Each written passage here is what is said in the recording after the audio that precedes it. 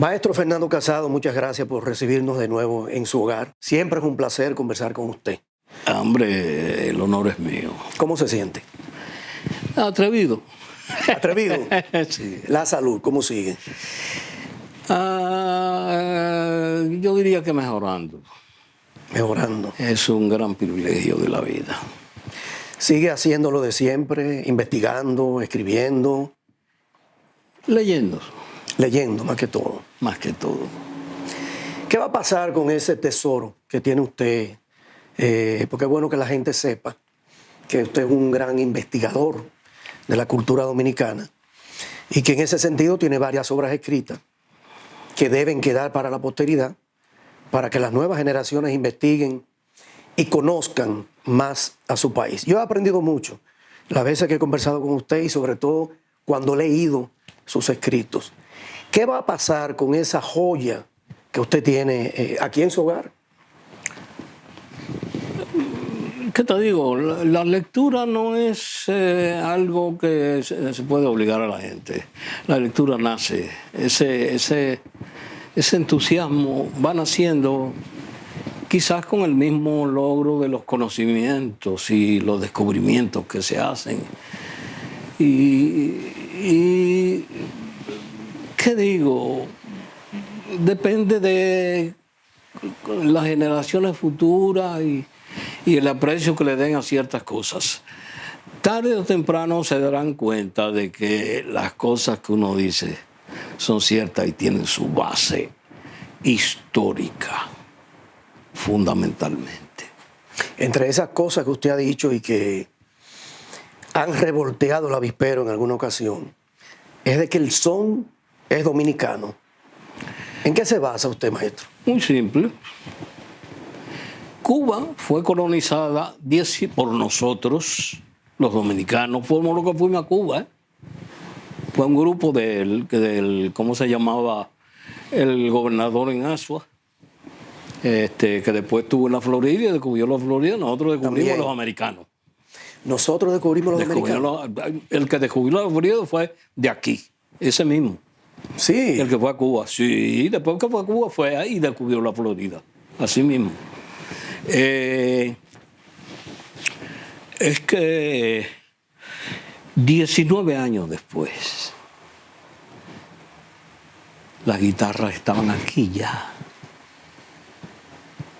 Las Inés estaban aquí ya. No somos nosotros los que decimos. Quienes hablan de las Inés son los cubanos. ¿Quiénes son las Inés? Las hermanas Inés son las que llevan el son a Cuba. ¿Desde dónde? Desde Santiago de los Caballeros, lo dicen los cubanos. El primer Santiago del mundo, del Nuevo Mundo. El primer Santiago del Nuevo Mundo es Santiago de los Caballeros. ¿Y se van a dónde las hermanas? Las hermanas Inés, bueno, se van a Cuba.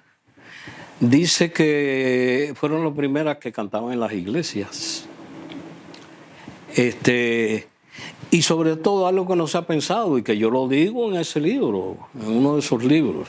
No se ha pensado que 19 años, ya no después, antes, nosotros estábamos tocando guitarra, y a esas guitarras tiene que habérsele roto cuerdas en algún momento. En ese entonces, conseguir una cuerda, mandar a buscar en un barco, duraba un año o más. Entonces, lo que yo preveo es que la inteligencia dominicana lo que hizo fue tratar de crear métodos de tocar la guitarra con 3 cuerdas y con 4 cuerdas. No esperar 19 años. ¿Ves? Entonces las hermanas llegan a Santiago de Cuba. De Santiago, llegan a Santiago de Cuba. A Santiago de Cuba. Correcto. ¿Qué evidencia hay de que lo que ellas hacían era son? Muy simple, la palabra son no es cubana. No es cubana. Es española. Son es apócope de sonido. Perfecto. Es así como tenemos que ver las cosas. Y entonces, ¿por qué hay esa resistencia en reconocer que el son llega a Cuba a través de dos hermanas dominicanas. No, es un asunto de pertenencia. No, ellos lo reconocen. ¿Quiénes lo reconocen? Los maestro? cubanos. Sí. El dato está en la historia cubana, no en la historia dominicana. No somos nosotros los que decimos la Ginés llevaron el son a Cuba, son los cubanos. Son los cubanos. Hay un tema importantísimo que me gustaría tratar con usted por sus conocimientos, y es la musicalidad de los taínos. Los taínos todos lo celebraban con música. La siembra, la cosecha, las uniones entre taínos. Cuando llegaba otro de otras ciudades, llegaban a esos lugares, los recibían con música. ¿Por qué eran tan musicales los taínos? Pregúntate por qué son tan musicales los dominicanos. Es la propia naturaleza. Es la naturaleza del ser. Yo he llegado a pensar que quizás hubo algunas emigraciones de parte del continente y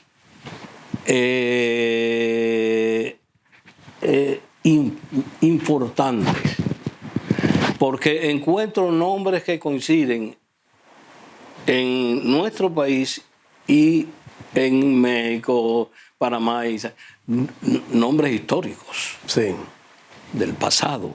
Y entonces tú los encuentras aquí, nombres de pueblos, de ciudades y cosas por el estilo. Eso lo que plantea, yo diría, buscando, hay un diario que dejó Cristóbal Colón. Por ejemplo, ¿qué dice Cristóbal Colón? Que cuando las mujeres guayaban la yuca, porque los hombres no guayaban yuca, la yuca la guayaban del cazabe y la guayaban las mujeres. Dice que cuando hacían el jazz, que es lo que trae como consecuencia el golpe del güiro. El güiro. El güiro. Ahí está sugerido el güiro. Jazz, guardando la yuca. Cantaban una música muy hermosa. Dice Cristóbal Colón en su diario. Cristóbal Colón es quien dice en su diario. ¿Ah? O sea, de ahí surge el güiro, que hoy conocemos hoy día como la güira, ¿no? Ahí está sugerido. Ese jazz. Exacto. Ese sonido. Con relación a los instrumentos de percusión que utilizaban los taínos, ¿se puede decir que la tambora es dominicana o la tambora es africana, como muchos dicen? No, hay un dato en Fernández de Oviedo, yo lo recojo en mi libro, ahí está, lo pueden ver, para que busquen en Fernández de Oviedo. Hay un dato de Fernández de Oviedo que dice que cuando Anacaona recibió a Nicolás de Obando, y le hizo lo que le hizo a Anacaona. Ella lo recibió, dice, con un grupo de jóvenes, hermosas muchachas, y dice que venían tocando un tamborillo. Un tamborillo, así dice, con un solo palito. Una franca alusión a la tambora. Todavía estamos tocando con un solo palito. Entonces la tambora no es africana, la tambora es dominicana. No hay nace tamboras, con los taínos. no hay tambor en África. No hay tambor en África. No hay tambor en Cuba. No hay tambor en Haití. No hay tambor en Puerto Rico. No hay tambor en ningún lado. Nada más en República Dominicana. Yes, sir. De ahí viene esa musicalidad de los dominicanos. Se la traemos en la sangre. Es posible. Hay una... los españoles siempre... No quiero que se me pase. Los españoles siempre quisieron, ¿cómo podemos decir? Presentar una imagen superior, capaz, históricamente importante. Y en ese sentido pueden haber, es notorio, en ese sentido disminuían la dimensión que realmente hay en el aborigen.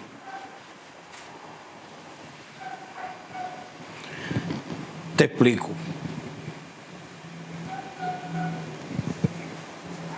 Y esto nada más te lo voy a decir, te lo puedo decir yo, porque soy el único que se ocupó de eso. Bartolomé Colón. ¿Qué se dice? Según España, Bartolomé Colón fundó Santo Domingo. No es así. Oye lo que pasó. Y dime entonces si fue Bartolomé Colón. ¿O qué pasó?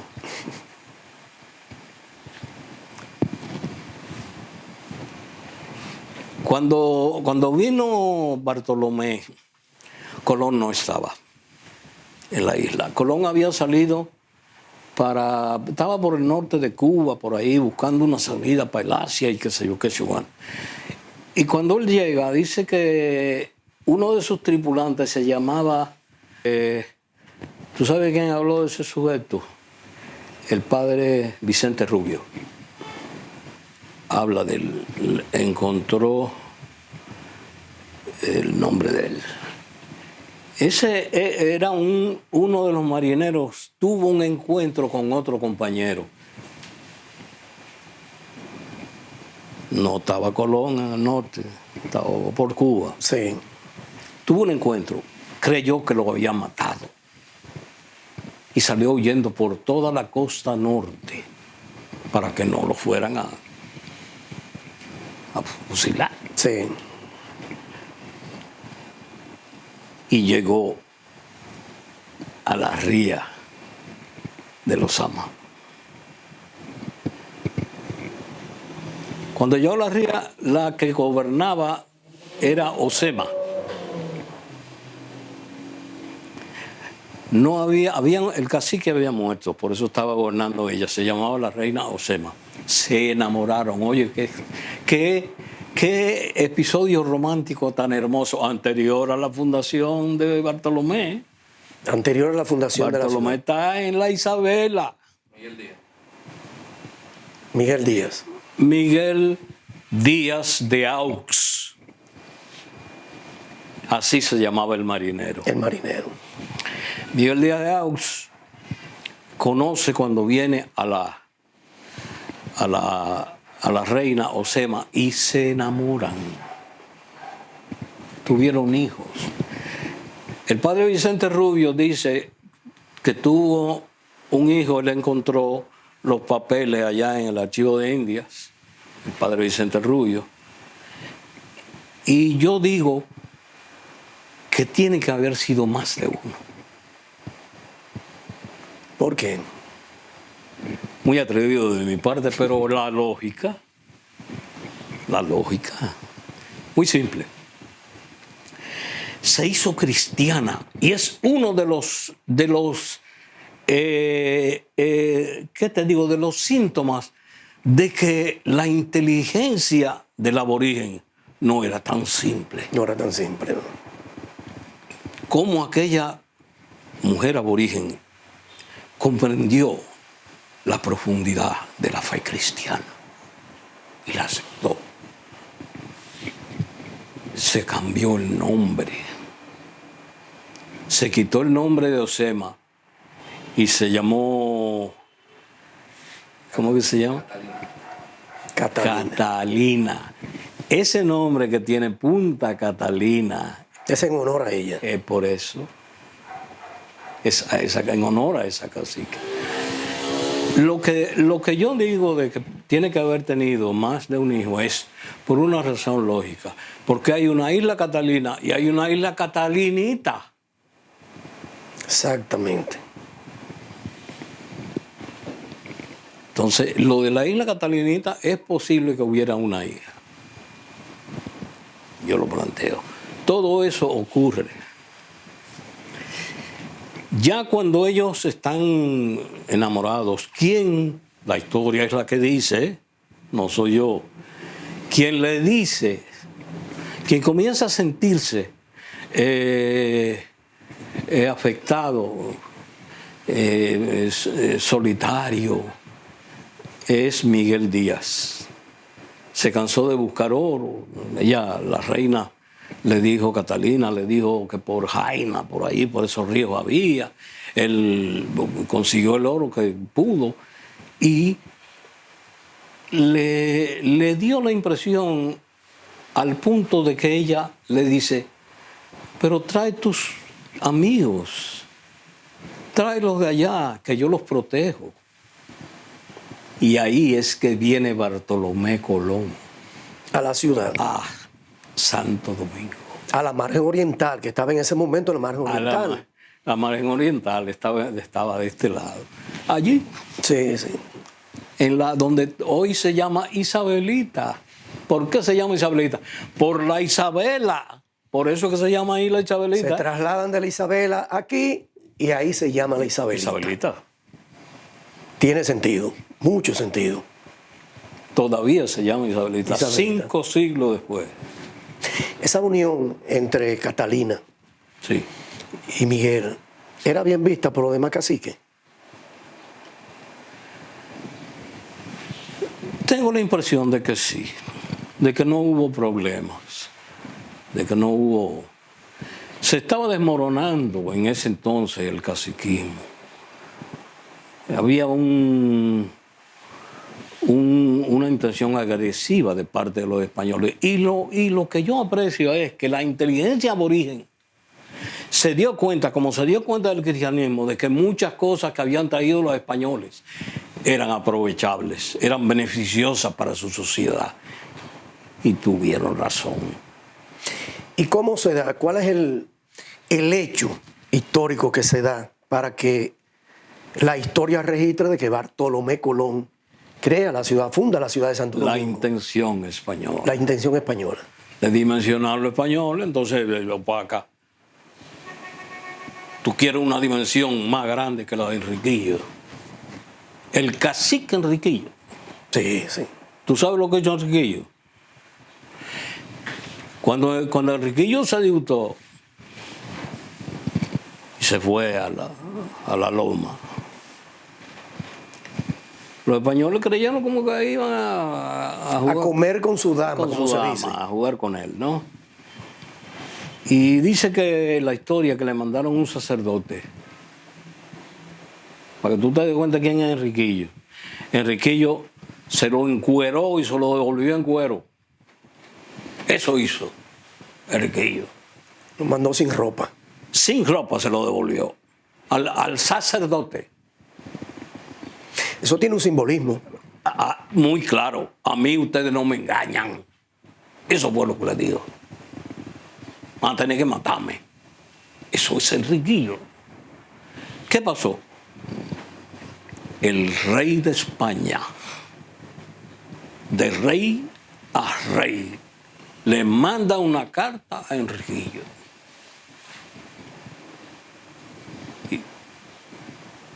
Y se entendieron de rey a rey. Y entonces Enriquillo baja. Pero tuvieron que respetarlo. Sí. Entonces, ¿quién tiene razones? ¿Por qué disminuir? Disminuir a Caunabo. Tú sabes la dimensión de un Caunabo. Eran hombres valientes. No le temieron al poderío español en ese momento. Valiente no es la palabra, es algo más. Es una resiedumbre que no tiene calificativo. Y eso es lo que hereda y hace diferente a un país. Cuando tú quieras saber qué es lo que está pasando en la República Dominicana, qué es el dominicano, pregúntate, ¿qué cosa es Haití hoy en día? ¿Qué cosa es Puerto Rico hoy en día? Y te darás cuenta lo que es la República Dominicana. A propósito, el mundo está viviendo unos tiempos muy difíciles en todos los términos, en todos los aspectos. Y República Dominicana no escapa a eso. para no irnos muy lejos a la política, que yo sé que usted la domina muy bien, y la intención de esta entrevista no es llevarle a la gente política, porque de eso estamos hasta la coronilla. La música dominicana es un reflejo de cómo está el país. Usted que es un musicólogo, cantante, que domina el arte en todas sus dimensiones. Me imagino que está enterado de qué está pasando musicalmente ahora mismo en República Dominicana Claro. y en el mundo. ¿Qué le parece a usted esa música que se está haciendo hoy, que forma parte de la generación de hoy? Yo lo veo como un evento social. Lo que te quiero decir es que compárame un cantantico de eso de hoy en día con Eduardo Brito. Imposible. Imposible. Tarde o temprano el arte, el buen arte, tendrá que estar en su lugar. Y ese movimiento social dentro de lo que está la cultura musical, esas expresiones, ese lenguaje, el hecho de que tú ves, yo la televisión casi no la veo. ¿Por qué? Porque yo no veo un tipo con una cachucha en un lado, ni con un arete, ni con ese no es el Adán que hizo Dios. Eso es otra cosa. Tarde o temprano tendremos que volver a ese respeto. Ese dinero que ha hecho que esos muchachos logren posicionarse en un segmento que quizás en términos de comportamiento no encajan, porque usted puede tener dinero, pero si usted su mentalidad no cambia, usted no va a encajar en ciertos estamentos. Correcto. ¿Cómo podrían encajar algunos de esos muchachos que poco a poco han ido mejorando sus letras, que es una de las grandes críticas? Ni siquiera es a la melodía, no es a la música, es a ciertas expresiones que quizás para una gran parte de la sociedad no es tan normal escucharla a nivel público. ¿Cómo lograrían encajar esos muchachos y mantenerse posicionados? Muy simple. Tú estás hablando de la composición. Cuando tú hablas del lenguaje, de lo que dicen, estás hablando de la composición. Ahora, el cantor, qué calidad de voz, qué expresión artística realmente tiene. Es lo que se compadece con un gran intérprete. O es mucho lo que hacen es hablar, no es cantar. Cantar es una cosa. La mayoría de ellos son raperos. Se supone que el rap es eso, no es canto. Muy bien que está el es nombre. una expresión. Raperos. Exacto. Pero de alguna manera, eso no significa que riñan con la calidad, necesariamente. Solamente el concepto que tú tengas de calificar lo que es la calidad de una voz. Muy simple. ¿Usted está de acuerdo con algunos cantantes veteranos como usted que rechazan esa expresión musical? Rechazar quizá no es la palabra, pero con abstenerse de cantarla. No es lo que se adviene a mi forma de concebir el arte. Lo que yo creo que debo hacer sobre un escenario es otra cosa. Y esa expresión en los escenarios de esos muchachos, quizá no es porque hay un público que quiere ver eso. Pregúntate si esos muchachos han ido a una escuela de arte escénico y han aprendido qué movimientos se hacen con las manos, qué movimientos se hacen sobre el escenario, qué expresiones debe tener un rostro cuando se interpreta el arte. Y entonces te das cuenta si es correcto o no. Es sencillamente dirigido a una capa social que digiere eso. ¿Cómo lograría esta música de la que estamos hablando entonces posicionarse como la bachata y el merengue? ¿Qué debe hacer? ¿Qué deben hacer sus exponentes?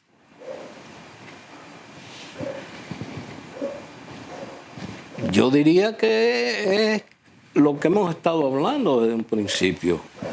El buen arte se califica solo. Si tú haces una estatua y es fea y es mal hecha, es diferente si es una obra de arte. Una obra de arte. Estamos viviendo en un país donde mucha gente se atribuye muchas cosas. Le gusta al dominicano eso, decir yo hice, eso fui yo. Aún no sea así. Se dice que el merengue tiene que agradecerle a Rafael Leonidas Trujillo.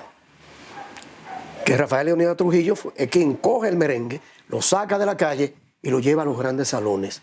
Ciertamente debe agradecerle el merengue la posición que tiene hoy a Rafael Leonidas Trujillo. Solamente los trujillistas pueden decir una cosa así. Se convirtió en uno de los hombres más ricos del mundo. Se creyó tan poderoso.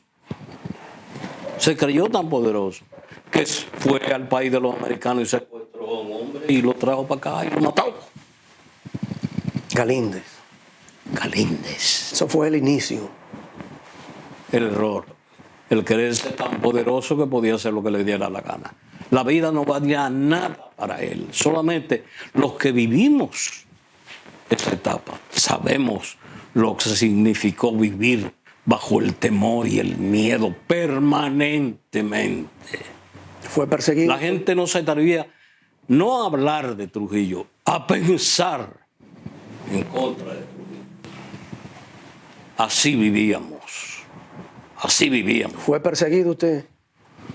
Todos de alguna manera fuimos perseguidos. Bueno, ahí está en uno de mis libros, ahí está una denuncia que se me hizo. La historia es la que habla.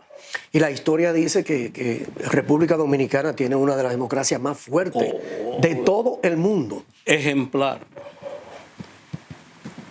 Hoy, si se quiere, damos ejemplo hasta los propios padres de democracia que se creen que son los americanos.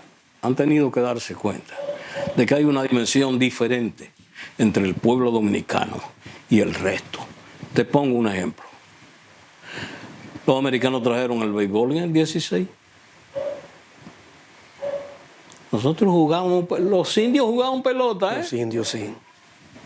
Ya los indios jugaban a la pelota, para que tengas una dimensión. Pero quienes traen el béisbol son los americanos en el 16.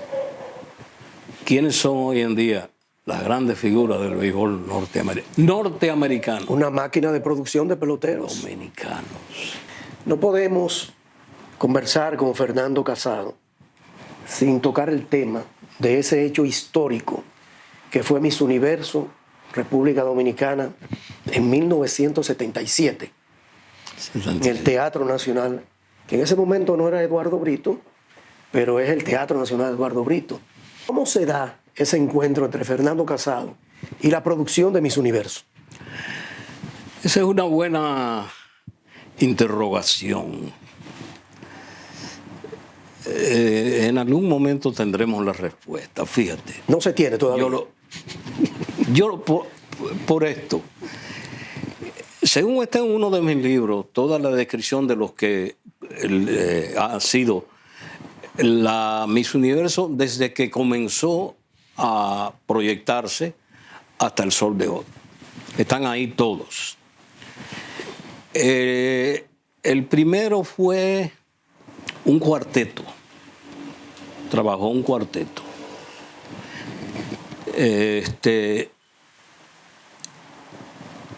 Un cuarteto, no un solista, no un primer intérprete. Y una de las cosas que me deja esa interrogación. ¿Por qué Fernando Casado? Porque Fernando Casado fue el primer solista que cantó en Miss Universo. En toda la historia. En toda la historia. Del Miss Universo, hasta ese momento. Es que la historia del Miss Universo no había comenzado. Yo soy el segundo partícipe en Miss Universo. Ok. Lo primero fue un cuarteto. Cuatro voces. No habían solistas, no hubieron solistas. El primero, ¿por qué Fernando Casado? Yo recuerdo quien te puede dar una respuesta es Elis Pérez. Elis Pérez. Yo recuerdo que Ellis llegó al donde estábamos con el ballet de Fradique, que trabajó en mi universo también. Llegó con Mr. Bailey. Yo estaba en el extremo. Y Ellis y yo ya hemos sido siempre compañeros desde que trabajamos en HZ juntos. Habíamos sido, y siempre somos grandes hermanos, más que amigos. Pero yo nunca he tocado ese tema con Ellis. Que cómo los americanos se interesaron en Fernando Casado. Me dijo, Fernando, no te vayas, que él quiere hablar contigo. El americano, Bailey. Entonces yo vine en un momento, el americano me dijo, ¿usted va a cantar en algún programa? Yo cantaba en el show de mediodía. Sí, sí, por supuesto. Y yo recuerdo que yo cantaba creo que los viernes. Y yo creo que le dije, yo canto los viernes. Me dijo entonces, pero yo tengo que volver otra vez a los Estados Unidos ahora. Antes del viernes, no podía ir. De todo, yo lo que voy a hacer es que voy a hablar con los directivos del programa, del show de mediodía, y que me adelanten el día para que entonces usted lo vea. Yo me acuerdo que yo hice una selección de 2 números con toda la intención.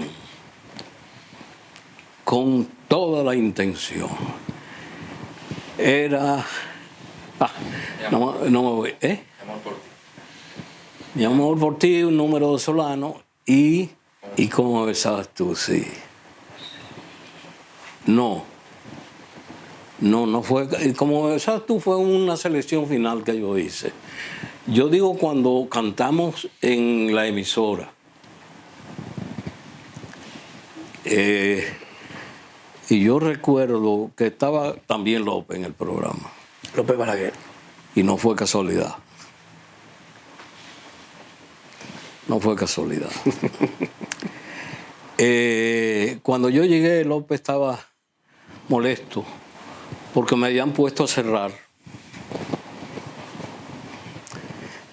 Y yo recuerdo que yo le dije, mira, ponme donde sea, que yo voy a cantar igual. Exacto. Adelante o atrás. Yo estoy puesto por accidente. Le dije yo, aquí fue a uno que dirigía la cosa ahí. Y cuando terminé, yo no me acuerdo. Los momentos en que estaba cantando no los recuerdo, porque como que fue demasiado el compromiso.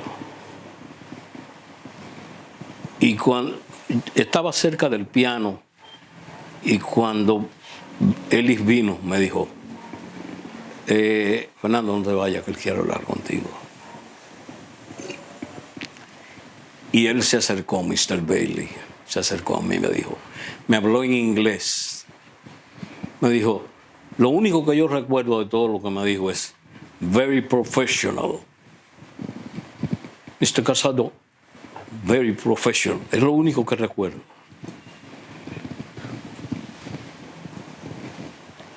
Después de ahí es que hicimos la selección. Me llamó,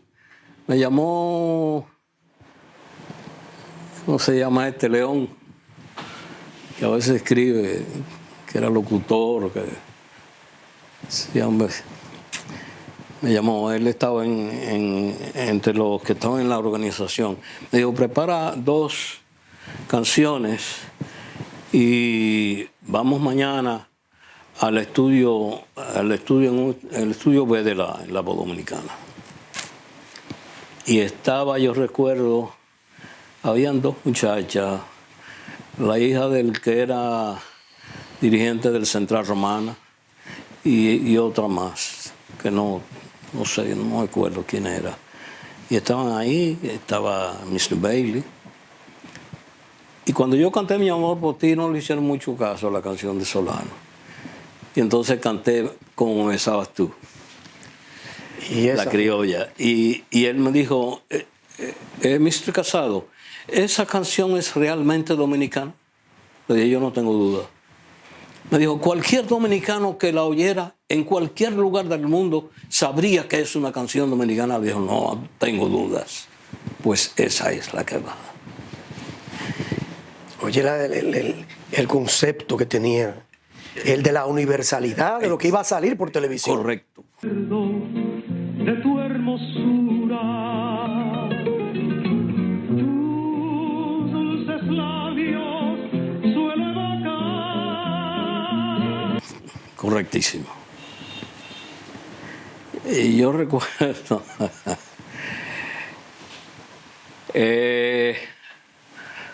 mejor es no hablar de esa parte. Dígame, parece muy interesante. No. René escribió un artículo, yo me acuerdo. Está ahí.